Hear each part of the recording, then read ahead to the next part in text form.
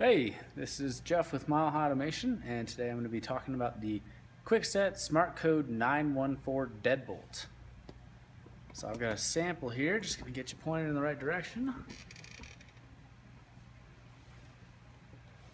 And this is it. This one is in a satin nickel color. We also have them available in Venetian bronze and polished brass. So good looking lock, all metal finish, you know, front and back. On the older 910 model, this back cover is actually plastic, and that's to help get the radio waves through for Zigbee or ZWave, depending on your model.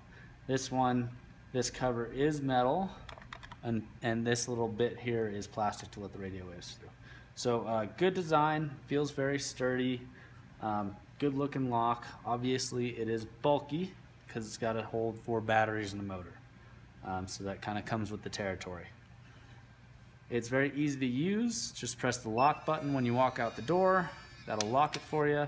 Or if you have one of our Nimbus home automation systems, you can just press your leaving button and it'll lock itself automatically after 1 minute. Again, when you're coming home, enter a 4 to 6 digit code, which you can set yourself very easily, and it unlocks itself. So this side is what's facing inside the house. It does have a little LED indicator.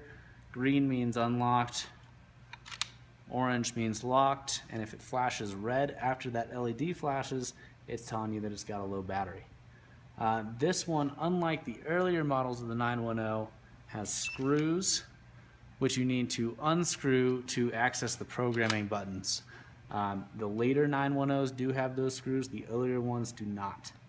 So that's a nice feature. That means if you're having a party, nobody can just walk up and change your code or add their own code, which is definitely a concern. These locks come in a Zigbee or ZWave model. This one is ZWave. I personally prefer Zigbee. They're a lot easier to learn in. They tend to respond to commands more reliably, but ZWave is more popular because they have better marketing. It also has a auto lock feature.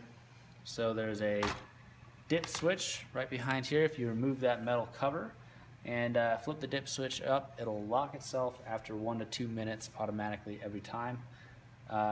It's a cool feature. I know a lot of people that do use that feature. The downside, of course, is if you walk out the door, you don't close the door all the way, so you're just trying to grab a loose ball in the yard or something like that, and the door locks itself, come back in, you don't notice, slam the door closed, and now you've got a big gash in your door frame. So definitely something to think about it. If you have a home automation system like Nimbus Home, you don't have to use the auto lock feature because, of course, your goodnight button and all your other automation will keep the door locked for you. So that's it. That is the Kwikset SmartCode 914 Deadbolt. It's our go-to deadbolt for Nimbus Home.